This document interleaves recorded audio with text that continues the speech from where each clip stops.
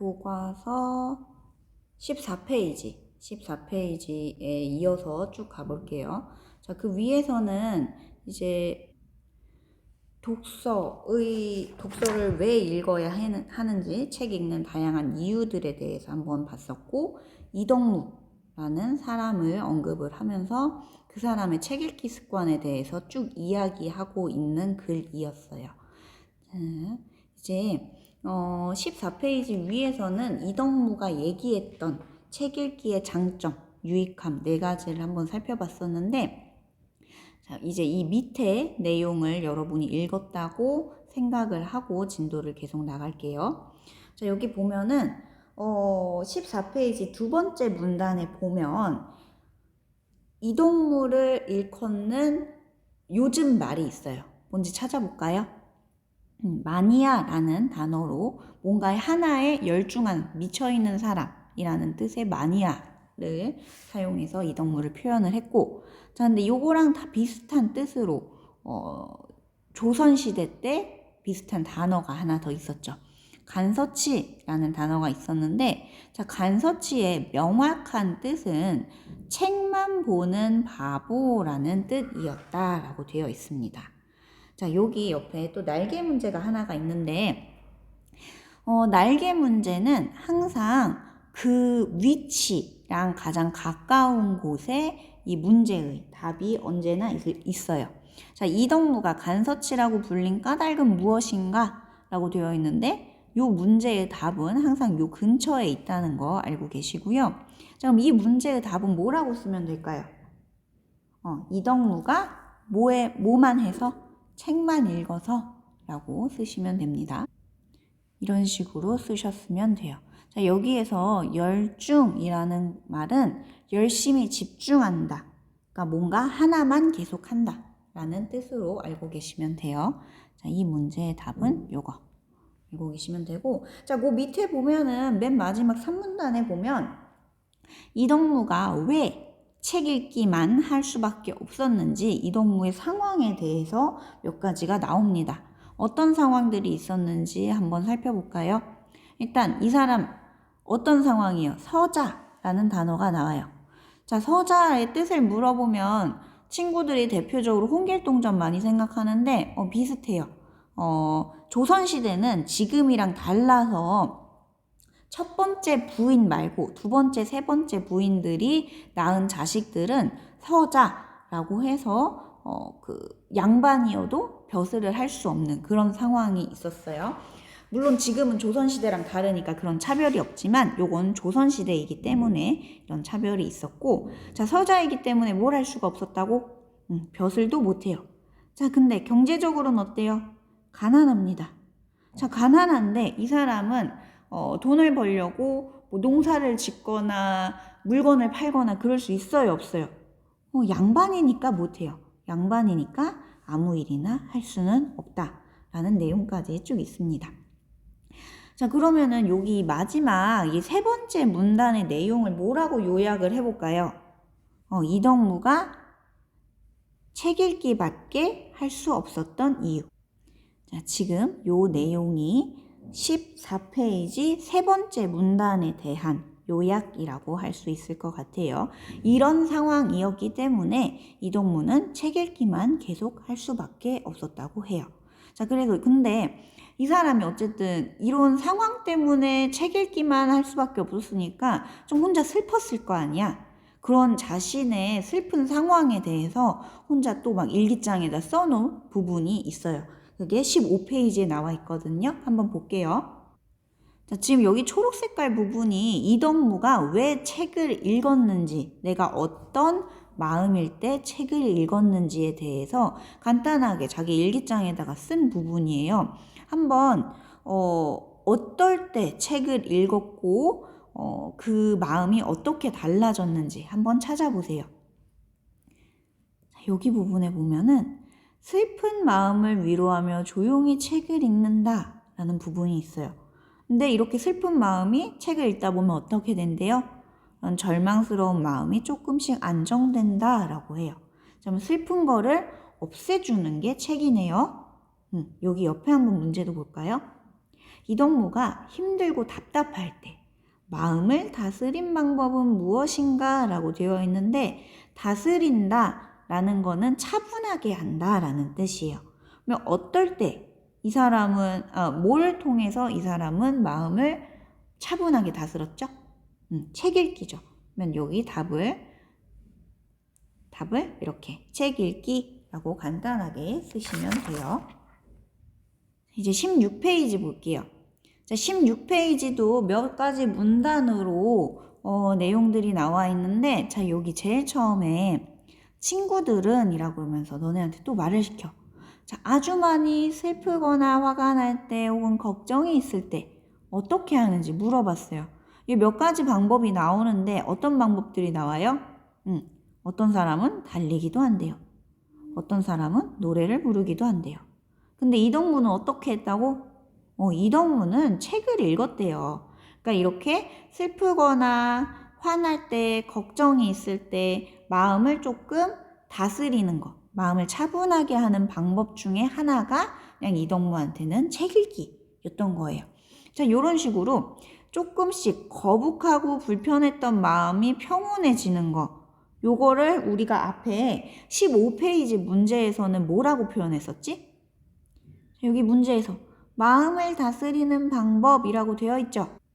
그럼 여기 16페이지에 첫 번째, 두 번째 문단을 뭐라고 요약을 하면 좋을까? 뭐 하는 방법? 마음을 다스리는 방법이라고 요약을 하면 될 것 같아요. 거기에 속하는 게 뭐라고? 달리기, 노래 부르기, 책 읽기. 이렇게 세 가지로 요약을 하면 될 것 같습니다. 자, 그러면서 이 사람이 뭔가 제안을 하나를 해요. 자, 우리도 평소에 좋아하는 책을 한두 권쯤 정해두는 건 어떨까? 내가 재밌어 하거나 감동적인 책으로 말이야. 자, 이렇게 얘기를 했는데, 왜 이 평소에 좋아하는 책을 왜 정해두라고 했는지 그 이유를 좀 더 찾아볼게요. 자, 이렇게 정해두고 아주 많이 슬프거나 화가 나거나 외로울 때 조금씩 읽어보재요. 왜 그러는지 책 읽으면은 어떤 변화가 생기는지 얘가 여기에서 설명을 할 거예요. 자, 재밌는 책을 읽을 때는 시간 가는 줄도 모르고 걱정도 없어지고요. 근심도 없어지고요. 그러다 보면은 마음이 고요해진다. 용기가 생겨날지도 모른다. 나를 슬프게 하거나 화가 난 거에 대해서 대처할 수 있는 용기가 생길지도 모른다. 아니면은 글을 읽다가 그 근심거리, 걱정거리를 해결할 수 있는 좋은 방법이 떠오르지도 모른다 라고 얘기를 했어요. 자, 그러면은 한번 정리해 볼까? 자, 여기 문제에서 글쓴이가 평소에 좋아하는 책을 정해두라고 한 이유는 뭐죠? 슬프거나 화가 나거나 외로울 때 조금씩 읽으면은 마음이 고요해질 수도 있고 용기가 생길 수도 있고 그런 화나 슬픔 같은 그런 걱정거리를 해결할 생각이 떠오를 수도 있다 라는 요 내용들을 정리해서 써보시면 될 것 같아요. 자, 다음에 그 밑에 나오는 이 내용들은 앞에 나왔던 내용들이랑 거의 겹치는 내용들이에요. 책을 읽으면은 용기와 힘이 난다. 아니면은 기침, 그런 건강 상태를 잊을 정도로 집중하게 해준다. 그런 내용들이 계속 반복되니까 이 부분은 넘어갈게요.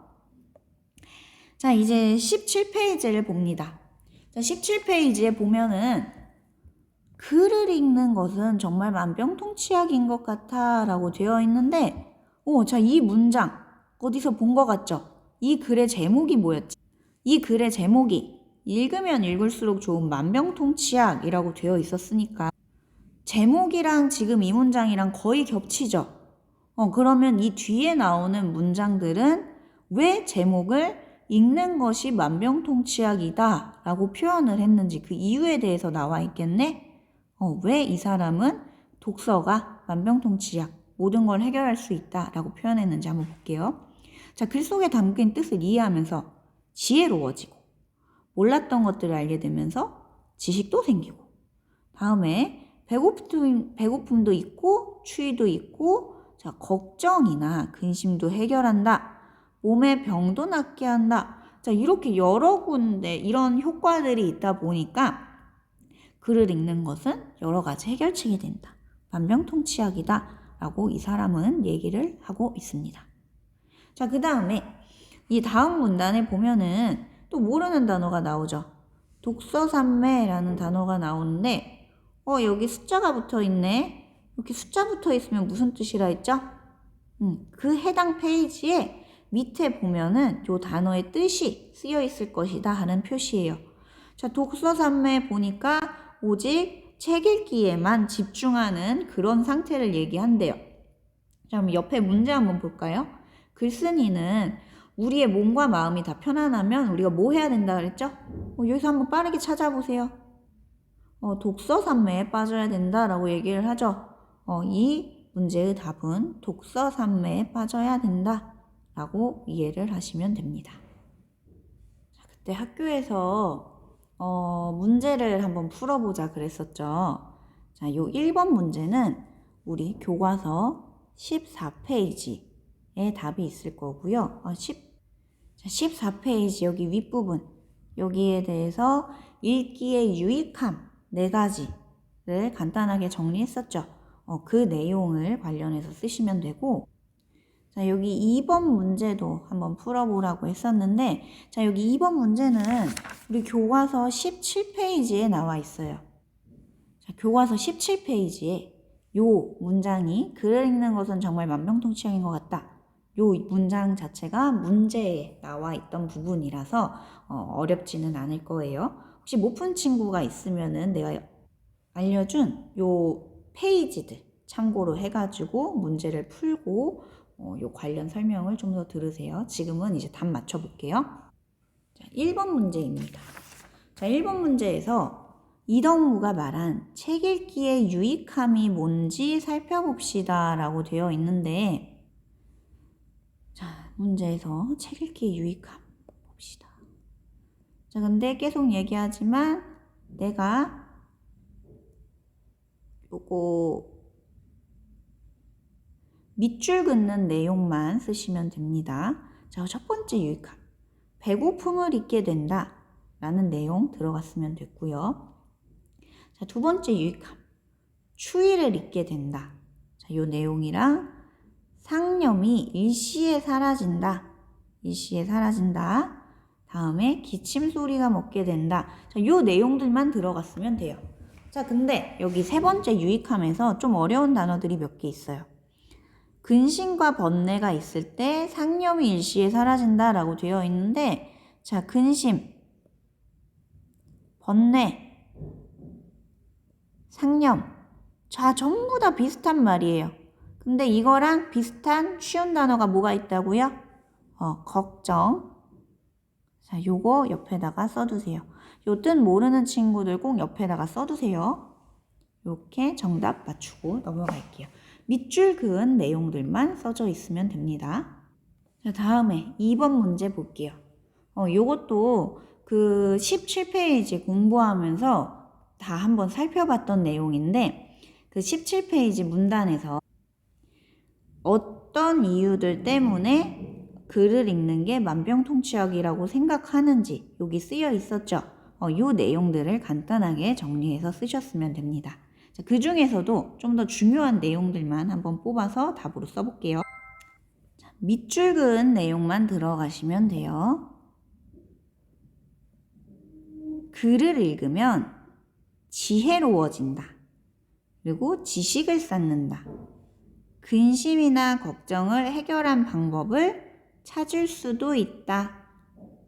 지금 밑줄 그은 내용들만 다 들어가셨으면 돼요. 글을 읽으면 지혜로워진다. 지식을 쌓는다. 뭔가를 해결할 방법을 찾는다. 요 세 가지 이유 때문에 이 글쓴이는 글을 읽는 것, 독서가 만병통치약이다 라고 표현을 했었습니다.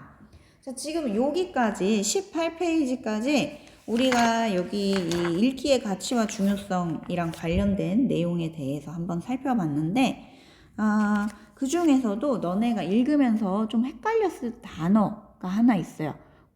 그거까지만 얘기하고 끝낼게요. 자, 이건 교과서 15페이지인데 아까 요거를 설명을 미처 못했어서 자, 이 까막눈이라는 게 무슨 뜻일까요? 보통 친구들이 요거 맹인, 시각장애인 얘기를 많이 해요. 근데 여기 앞뒤의 내용을 보면 서책, 책을 읽지 못하는 까막눈이라면 이라고 되어 있잖아.